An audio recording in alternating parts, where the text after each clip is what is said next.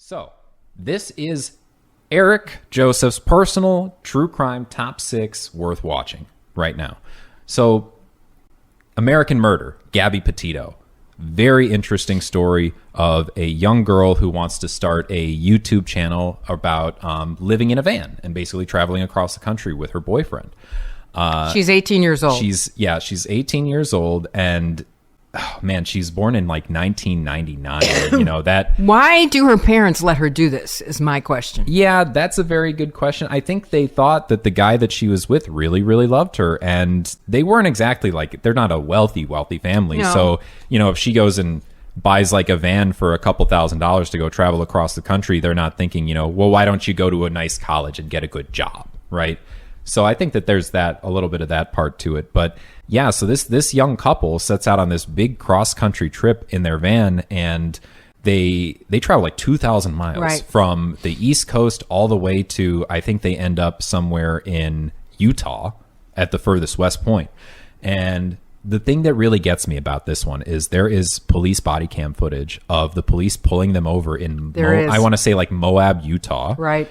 And the worst part about it to me is that the police are so close to getting the situation correct, but they miss that, or they misjudge who is the victim and who is the aggressor in that situation. So they think when they pull them over that Gabby Petito, the girl, is the aggressor in the situation, even though she's like crying, she's hysterical, she's got marks on her, she's got a mark on her arm, she's got a mark on her face, and her boyfriend is like kind of over with cops, like almost laughing about the situation. Like, I hope she's, you know, I love her. I hope she still loves me after this, and things like that. And there's even a point when one of the police officers is sitting in his cruiser with another, and he looks at her and says, it's very difficult with these domestic violence cases because a lot of the time we'll try to separate them. You know, that's about as good as we can do. We can't necessarily make any arrests because it's a he said, she said. So we'll separate them for the night. But a lot of the time the abused goes right back to the abuser. Of course they do. And then they go on to be more abused and potentially killed. Mm-hmm. And he looks at the person and says, like, you know, obviously I don't want this to escalate into that. And that's exactly what happens because they just couldn't see that it was actually Gabby who was the one who was being abused and not her boyfriend. Right. He told them a different story. That Right. She was the one that was aggressive towards him. Right. And that she was just out of control. Yeah. Yeah. So it's like that small of a little Right. thing that can be the Hinges on a difference, very, right? yeah. The next one, A Deadly American Marriage. I think this one's very interesting because it involves a foreign expat. There is an Irish guy who gets married in Ireland to an Irish woman, has a couple of kids with her. She ends up dying from an asthma attack, like a very, very strong asthma attack, which I didn't even know that you could really die from that, but I guess you can. I think you can. So he moves, or he needs like help with his kids now, right? He's got 2 young kids, single dad. So he puts out an ad for an au pair. And for people who don't know what an au pair is, it's basically somebody who is from another country who kind of comes to stay with a family, and, you know, they'll maybe like cook for them and clean for them, take care of the They kids. watch the kids. And then they kind of learn about the culture or maybe go to school while they're there at the same time. So this woman, Molly, becomes their au pair, and eventually they develop a relationship and they get married. They move back to America, and then the husband, this guy Jason Corbett, is beaten to death by Molly and her FBI agent father, Tom Martins. Yikes. And, you know, this was a really, really creepy documentary for me to watch because at some point, like halfway through, Molly Martins is on camera, modern day Molly Martins. And then 10 minutes later, Tom Martins is on camera, and they're interviewing them, and you're like, but these guys beat somebody to death. Why are they out of prison? And so you guys will have to watch that one To find see out. why. To find out why. My third is The Killer Nurse. So we kind of went over that really quickly of this guy, Charles Cullen, who is Right. supposedly the most prolific American serial murderer. He admits to 29 murders and 6 other attempted murders while he is a nurse working at various hospitals across the country. And his MO is he steals drugs, puts them into the IV bags, or directly injects these people with various... well, the one he primarily used was called digoxin, which apparently is a drug to make your heart beat harder, but slower. And so he would essentially overdose them with this digoxin and their heart would stop. They would go into cardiac arrest. So that one's creepy because of just the sheer amount of people he potentially killed. And he was operating in an area that was close to my family. Right. You know, that's creepy. Right. That is creepy. Super creepy.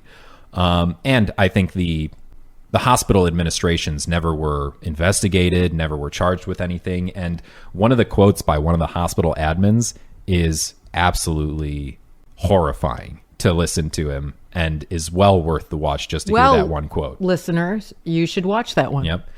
The next one, number 4, we have Fred and Rose West, a British horror story. And this is a story of a couple who ends up murdering quite a number of people. I think the number is 12 eventually. And it's a bunch of young women. And essentially their MO was they had a large home, they had a lot of kids, and they would search for girls who were like runaways, ran away from home, or girls who were around 17 to 19 years old at the time and weren't like going to school, didn't have anything else to do, and they would put them up for lodging. Fred would then prostitute these women out, and also he would have sex with them too, often would get them pregnant, and then once they're pregnant, he doesn't want his wife to know, so he kills them, buries them in his garden and under the house. Wow. You know, and it turns out his wife Rose may not have been entirely unaware that this was going on. Wow. And you guys might have to check that one out to see what this true story is there. Number 5, we have An American Nightmare, which is a very, very curious story about Denise Huskins and her boyfriend, Aaron Quinn. In 2015, Denise goes missing. She is kidnapped from her home in California, and nobody can find her. And then the police pick up, the boyfriend calls the police the next morning. The police pick him up, and he tells them this elaborate story about 3 men in wetsuits shining like flashlights on them and laser pointers. Mm-hmm. And then they abduct her. They feed them like some sort of sedative. They abduct her and they leave him there, and they demand like $15,000 in ransom. So the police are like, what guys who are out there in like wetsuits, you know, what professional operation is out there abducting people for the low sum of $15,000, like a brand new Nissan Sentra or something like that, right? And they eventually kind of go through this really, really weird tale, and eventually, like 2 days later, the girl just shows back up at her familial home, like 400 miles away, her childhood home in California, in Huntington Beach. And then that confuses police even more. They're like, what the heck? What ransomer just drops the girl off at her childhood home? Right? So it eventually spirals just into this whole story of how the police don't believe either Aaron or Denise. And it's basically like them versus the police department. And it just goes back and forth and back and forth. And I'm not going to spoil what happens there. Right. Because What's the name of this? So interesting. This is called American Nightmare. Oh, yes. I have seen this. This is worth the watch. This one's definitely worth the watch. It is really worth the watch. And then the last one that I will bring up, which is very interesting because it's super, super topical right now with what is happening with the resentencing, is the Menendez brothers. Oh, yes. You know, so the year is 1989. The Menendez brothers apparently just walk into their family den. Their mom and dad are sitting there watching TV. Right. They shoot them with shotguns like a dozen times. Right. And the police don't even come.